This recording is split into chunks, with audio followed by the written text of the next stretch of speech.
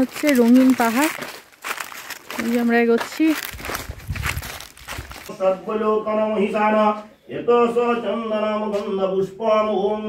সে আদিম মানুষের গুহার ইয়েটা আছে এই জায়গাটা। এই যে ভদ্রলোক যে আমাদের টোটো দাদা নিয়ে এসছে অটো। আয়রন আছে দেখো, দেখতে পাচ্ছ? ওজন দেখো পাথরটা, বুঝতে পারবে।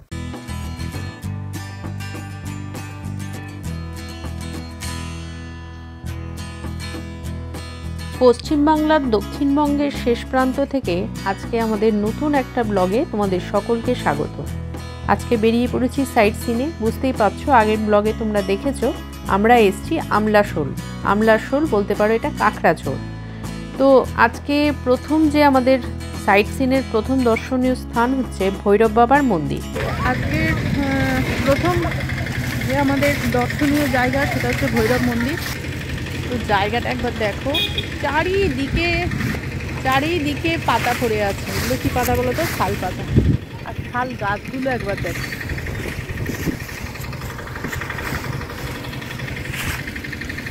সবই তো শাল গাছ না?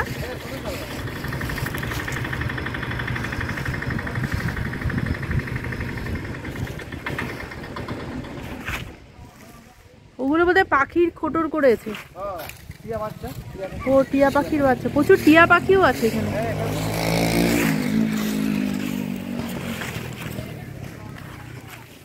চারিদিকে শুধু পাতা পাতা আর পাতা।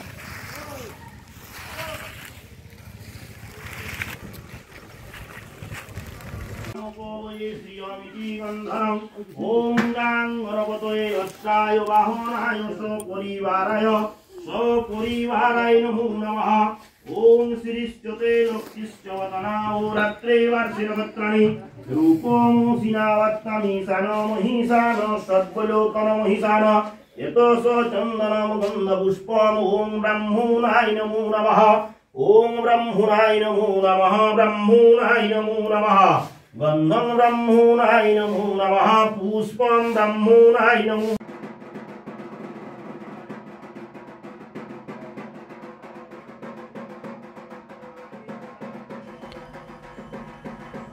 মন্ত্র উচ্চারণের পরেই শুরু হলো ঢাকের আওয়াজ। ওপরে কড়িবর্গা দেখে বুঝতেই পারছো মন্দিরের বয়সটা নিতান্তই কম নয়।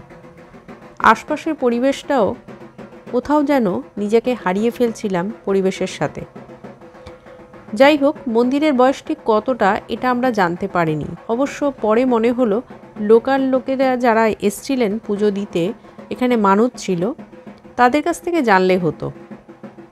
স্যারের পিছনে ঠিক দেখো কোনাকুনি যে মন্দিরটা দেখতে পাচ্ছ মাটি, এটাই ছিল তৎকালীন ভৈরব বাবার মন্দির। ভৈরব এখানে শিব ঠাকুরের আরেক নাম হিসাবে পূজিত হন। কি অদ্ভুত পরিবেশ বলো। তো এখন পাহাড়ে ঝর্ণার জল এসে পড়েছে, আমরা এগিয়ে যাচ্ছি। এই যে এখানে মা আর এখানে বাবা। জল অনেকটা আসছে, কিন্তু বর্ষাকালে আরো বেশি থাকে। কিন্তু বর্ষাকালে কেন বেশি থাকে? কেননা বর্ষাকালে তো বৃষ্টি হয়, আর বৃষ্টি জলটা ওখানে জমে যায়, তার জন্য খুব সুন্দর দেখতে লাগে, তাই না? হ্যাঁ, এটা কিন্তু পাহাড়ের অনেকটা ওপরে, বেশ খানিকটা ওপরে। আমরা যেখানে আছি সেখান থেকে বেশ কিছুটা ওপরে এটা। দেখো ওই যে খুব সুন্দর লাগছে, ব্লু কালারের জলটাই খুব সুন্দর লাগছে। মানে যখন আমরা টোটো দিয়ে যাচ্ছিলাম তখন এই জলটাকে নোটিস করতে পেরেছি, খুবই সুন্দর লাগছে, পুরো ব্লু। বছর ধরে শাল গাছগুলো, হ্যাঁ এই শাল গাছগুলো মনে হয় অনেক কোটি কোটি বছরের পুরনো মনে হয়। হতে পারে, সেটা অস্বীকার করছি না, তবে আপাতত সতে বলাটাই ভালো যে কতশো বছর ধরে এখানে এভাবে দাঁড়িয়ে আছে প্রত্যেকটা শাল গাছ। দূরে কি সুন্দর লাগছে জলটা। এই যে এই জলটা, এটা কিন্তু ঝর্ণার জল এসে এখানে জমা। হ্যাঁ এটা তো ঝর্ণার জলই হবে, কিন্তু খুব সুন্দর দেখ। তো এই দেখো এখান দিয়ে কত গাছ, সারি সারি শাল গাছ। আর তাথই এখানে রয়েছে। তাতেই বলছিল তোমাদেরকে যেটা জলটা এখানে পুরো ঝর্ণার জলটা এসে পড়েছে, কিন্তু কি অপরূপ বল। এই ঝর্ণার আচ্ছা, এটা কি লাল কাঠ পড়ে এইখানে এটা একটা আটকানো আছে জায়গাটা। জলটা যখন ওভারফ্লো করবে তখন এটা এই ধাপে নেমে যাতে ধাপে ধাপে চলে যেতে পারে, সেই জন্য এটাকে বানানো হয়েছে। তার মানে এত জল হয়? হ্যাঁ, যখন বর্ষাকাল হয় এগুলো সবই ওভারফ্লো করে, এবং ওভারফ্লো করে তখন জলটা বেরোয়। কিন্তু জল এমনভাবে বের করতে হবে যাতে মানুষের জমি বাড়ি নষ্ট না হয়, সেই জন্য এই সিস্টেমগুলো বানিয়ে দেওয়া হয়েছে। মাঝে মাঝে সাইড দিয়ে গার্ডওয়াল করে দেওয়া হয়েছে। গার্ডওয়াল কেন করেছে? যাতে জলটা চ্যানেলাইজ হয়ে ওইটার মধ্যে দিয়ে বেরিয়ে যায়। ঠিক আছে, এখন জল কম বলে, শীতকাল বলে ওইখানটা আটকে আছে, কিছু চুয়ে চুয়ে জল পড়ছে এই গোড়াটা দিয়ে, এই সাইডটা দিয়ে পড়ছে, কিন্তু ওই সাইডটা দিয়ে পড়ছে না। কারণ ঢালটা এমনভাবে করা আছে এই সাইডটা দিয়েই এরকম ভাবে বয়ে যাবে, এই পাথরের মধ্যে দিয়ে যাবে, কিন্তু জিনিসটা বানানো হয়েছে এইভাবে স্টেপ বাই স্টেপ, যাতে জলটা ওইখান থেকে বেরিয়ে যায়, এখান দিয়ে ওই সাইড দিয়ে বেরিয়ে যাবে। এই যে এইগুলো বানিয়েছে, এগুলো বানানোর কারণ হচ্ছে যাতে জল এপাশে না আসে, বা ওপাশেও দেখো গার্ডওয়াল দিয়েছে, ওপাশে যেন বয়ে না যায়, একটা চ্যানেল করে জিনিসটা ঢাল দিয়ে নেমেছে। মানে কতটা জল হয় ভাবো, প্রচুর জল হয়। এরপর আমরা চললাম কেতকী লেকের দিকে। রাস্তায় বেশ কিছু জায়গায় মাঝে মাঝেই আমরা তাকাচ্ছিলাম একটা জিনিসের আশায়, সেটা হচ্ছে ময়ূর। দেখো এখানে একটা ময়ূর নয়, এটা ময়ূরী, তাকে পোষ মানিয়েছে এরা। আসলে জঙ্গল থেকে এসে এখানে থেকে এদের সঙ্গেই থেকে গিয়েছে। এই বাড়িগুলোতে বেশ কিছু বাড়িতে নাকি এরকম জঙ্গলের ময়ূর এসে থেকে গিয়েছে। এই হলো কেতকী লেক। দারুণ, অপূর্ব। বাবা দেখে দেখে যাবি, হ্যাঁ এদিক দিয়ে আয়। এটা মনে হচ্ছে না, এটা সমুদ্র মনে হচ্ছে না, পুরো একদম এত ক্লিন। পাহাড়ের ঝর্ণার জলটা এসে জমা পড়েছে, বুঝলি? এই যে এটাকে বলে কেতকী ঝর্ণা, কিন্তু এটা হচ্ছে কেতকী লেক টাইপের। ঝর্ণার জলই বোধহয় জমে এই জায়গাটায় হয়েছে।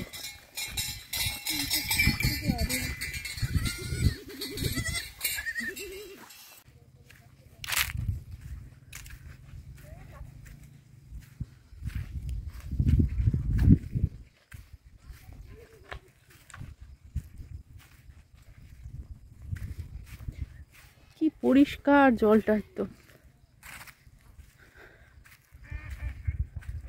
কি ডাকছে রে?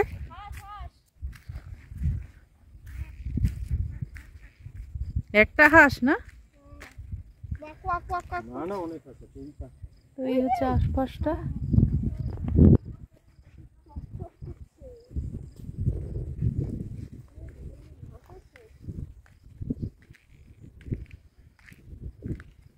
পাথরটা দেখছো না, হুম এতে আয়রন আছে, দেখো, দেখতে পাচ্ছ? ওজন দেখো পাথরটা, বুঝতে পারবে তাই?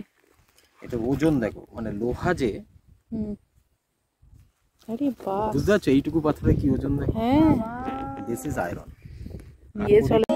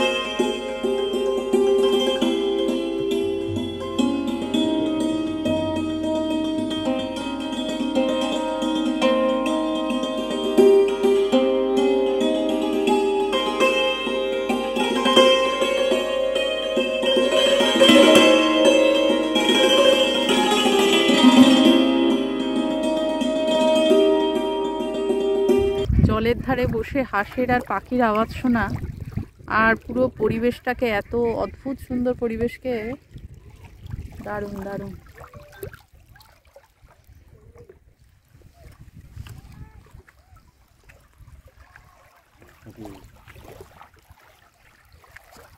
সুন্দর দেখতে। কোনটা রে? এই যে এই পরিবেশটা,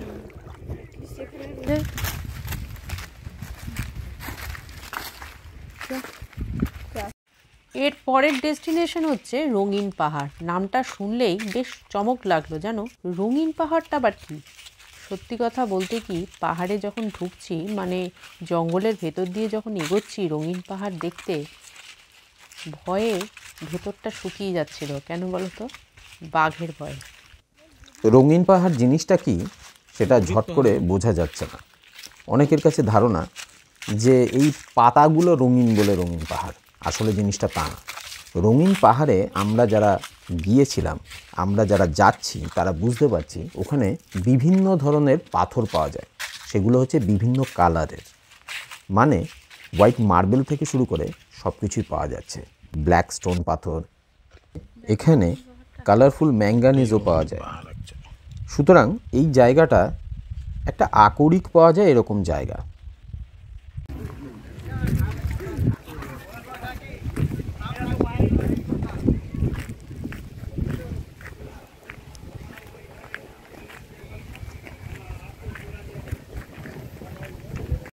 চলে এলাম ঘাগড়া জলপ্রপাত।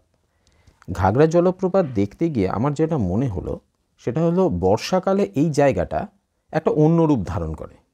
এখন যেহেতু অনেকটাই ড্রাই, তাই জলের পরিমাণ অনেকটা কম। তবে কিছু জিনিস দেখে বোঝা যাচ্ছিল, যেমন জল পাথর কেটে কতগুলো গর্ত তৈরি করেছে, যেটা একটু ডেঞ্জারাস। ওই জায়গাটা দিয়ে যেতে যেতে হঠাৎ করে যদি কারুর পা পড়ে যায় এই গর্তগুলোতে, এই গর্তগুলোর কথা বলছি, এখানে পা পড়ে গেলে কিন্তু একটু বিপদ দেখা দিতে পারে, তাই সাবধানে এখানে যেতে হয়।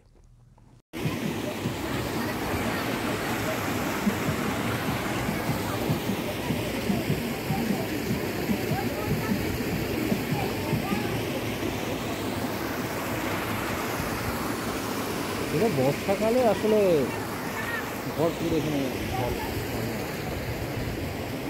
বর্ষাকালে না ভরে। এখন আমরা এসে পৌঁছেছি তারা, অনেক রোদ্দুর আছে, প্রচুর রোদ্দুর।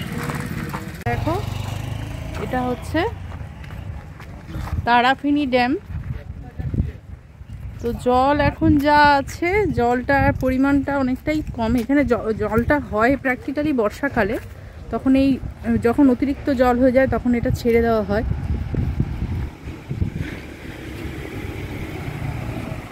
এই যে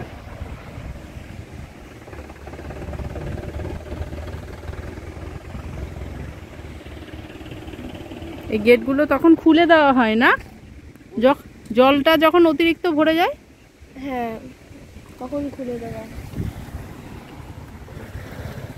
তারাফিনি লেক থেকে যখন বৃষ্টির জলে তারাফিনি লেক অনেকটা জলে ভরে যায়, তখন তারাফিনি ড্যাম থেকে জলটাকে ছাড়া হয়, আর এই জায়গাটা দিয়ে সেটা বয়ে ধাপে ধাপে নিচে চলে যায়। এইটা হচ্ছে প্রজেক্টটা, ইরিগেশন ডিপার্টমেন্ট থেকে এই প্রজেক্টটা বানানো হয়েছে। জায়গাটা খুব সুন্দর। রাস্তা দিয়ে চললাম এরপরে গাড্রাসিনি পাহাড়ের দিকে। গাড্রাসিনি পাহাড়ের রাস্তাটা খুব একটা সুবিধার নয় বলতে, রাস্তা আছে কিন্তু সেটা মোটরেবল রোড বলবো না, একদম নর্মাল পাহাড়ে ওঠার রাস্তা যেমন হয় সেরকম, খুব মেনটেন্ড নয়। একটাই সমস্যা, একটু জার্কিং বেশি হয়, তবে যাওয়া যায়, না যাওয়ার মতো কিছু নেই। গাড্রাসিনি পাহাড়ের উপরে মন্দির আছে, যারা উপরে ওঠে তারা সেই মন্দিরে গিয়ে ঠাকুর দর্শন করে আসে। এখানে একটি হোমস্টেও আমি দেখতে পেলাম ঠিক পাহাড়ের গায়ে। জায়গাটা খুবই লোনলি। এখানে একটা বিষয় খুব পরিষ্কার, যারা আসবে তারা যে কোনো জায়গায় খেতে পাবে এই ভেবে যদি আসে তাহলে কিন্তু মুশকিল আছে। যখনই এখানে হোমস্টেতে আসবে ধরে নিয়ে আসতে হবে এখানে খাওয়া এবং থাকা একটা প্যাকেজ হিসেবে বানিয়ে তবে আসতে হবে।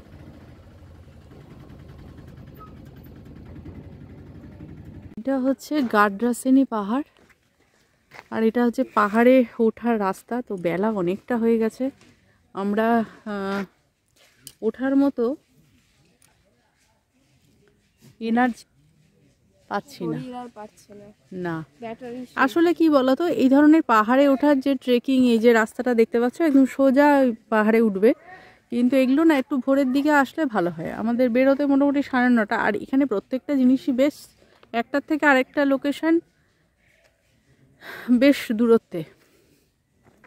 তো এই যে তাথই, হ্যাঁ রোদ্দুরটা অনেকটা, এটাই হয়ে গেছে আরেকটা ব্যাপার। কারণ হচ্ছে যদি একটু হালকা থাকতো তাহলে হয়তো একটা ট্রাই করা যায়। বিশেষ করে বর্ষাকালটা একটু সমস্যা, এই কারণে জঙ্গলটা ভীষণ ঢেকে যায়। তো দেখো এই যে আরেকটা বিষয় আছে, যদি তোমরা একটু জয়েন্টলি কেউ আসো, দুটো ফ্যামিলি বা বেশ কয়েকজন মিলে যদি আসো, এই ধরনের ট্রেকিংগুলো বেশ এনজয় করা যায়। কিন্তু একা একা একটু কেমন লাগে ওঠাটা, বিশেষ করে সকালের দিকটা সেই এনার্জিটা থাকে, কিন্তু পরের সেই এনার্জিটা অতটা বল থাকে না। তো এই দেখো এখানে বসারও অ্যারেঞ্জমেন্ট আছে, এখানে বসার আছে, জায়গাটা এইভাবে সাজানো আছে।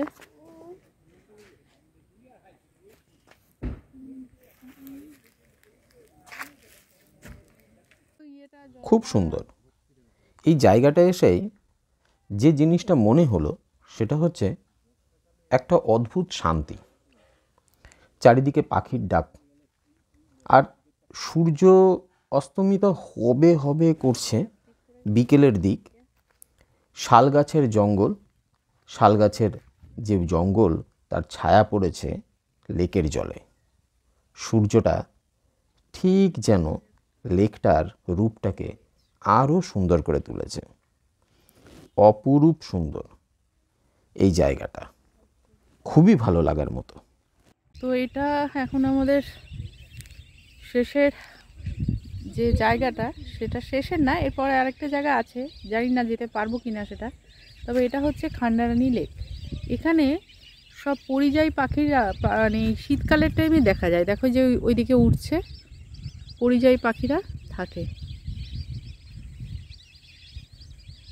তবে এখানে পাখির প্রচুর প্রচুর ধরনের, সকালে তো তোমাদের দেখালামই যে কি সুন্দর দেখতে পাখিটা। তো জায়গাটা খুব সুন্দর, বলে নাকি এই জলটা পুরো অতটা হয়ে যায়, এই ওপর পর্যন্ত জলটা এসে যায়। বর্ষাকালে হয়, কিন্তু এখন যা সিচুয়েশন, এখন এরকম জলটা থাকে। মানে যাওয়াটা ভালো লাগবে, ভালো লাগবে। হ্যাঁ, আর এই জলটা পুরো ভরে যাবে, তারপরে এখানে অনেক পাখি আসবে বর্ষাকালে। আরও পাখি বর্ষাকালে খুব বেশি পাখি, বর্ষাকালে জল ভরবে, পাখিটা তুই এই সময় দেখতে পাচ্ছিস যে পাখি ওইখানটা রয়েছে, ওই সাইডটা দিয়ে পাখিটা, এখানে অনেকগুলো পাখি আছে।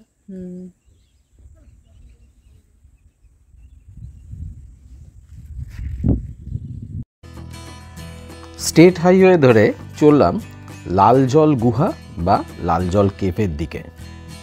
এই গুহাটা সম্পর্কে অনেক কিছু শুনেছি, আর্কিওলজিস্টরা এসছিল দেখতে।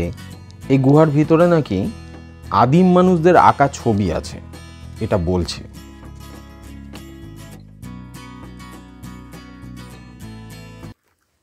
অনেক আগ্রহ নিয়ে সামনের দিকে এগিয়ে চললাম। ভাবলাম গুহার ভেতরটা দেখতেই হবে, কীরকম ছিল সেই আদিম মানুষের জীবন্ত চিত্রটা। কিন্তু কিছু দূর গিয়ে বুঝতে পারলাম ওপর পর্যন্ত ওঠা আমাদের পক্ষে সম্ভব নয়, কারণ বেলা তখন প্রায় 4:30, আর যে ওঠার যে মানে মানসিক জোরটা, ইচ্ছাটা আস্তে আস্তে সূর্যের মতোই স্তিমিত হয়ে যাচ্ছে। তো এইখানটাই হচ্ছে সে আদিম মানুষের গুহার ইয়েটা আছে, এই জায়গাটা। এই যে ভদ্রলোক যে আমাদের টোটো দাদা নিয়ে এসছে, অটো দাদা, দাদা ছবি তুলেছেন, তুললে ভেতরটা দেখতে পাবো। তো আমরা আর ওপরে উঠছি না, কারণ এই যে জায়গাটা না অনেকটা উঁচুতে, আর এখন এতটা সম্ভব না, বেলাও হয়ে গেছে। এই যে এতটা আবার নিচে গিয়ে নামতে হবে। আর কি বলো তো, অতটা অভ্যাস তো নেই, আর এতটা রিস্ক নেওয়া ঠিক হবে না এখন। ভোরের দিকে হলে তখন এনার্জিটা অন্যরকম থাকে। তাতে সরে যাস না, এখন দাঁড়াক যাবি। তো চলো, আর পাহেশ বেশ খাড়া, বেশ খাড়া, খাঁজ আছে কিন্তু সম্ভব না। ওই যে ওই ভদ্রলোক দেখো, এই ধর এটা, আমি এটাকে একটু জুম করে দেখাই। উনি ভেতরের দিকটায় ঢুকছেন। দাঁড়াও, এই যে দেখছো এই জায়গাটা,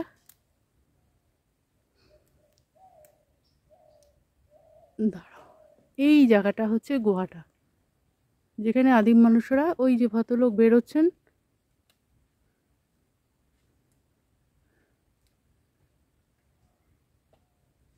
ওই যে যাচ্ছেন উনি,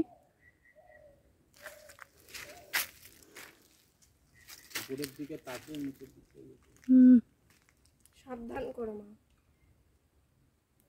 ওই যে ভদ্রলোক দাঁড়িয়ে আছেন, উনি ভেতরের দিকে ঢোকার চেষ্টা করছেন, ভেতরে ছবিটা তুলে, কারণ আমরা তো উঠতে পারছি না। ওই যে বেরোচ্ছেন।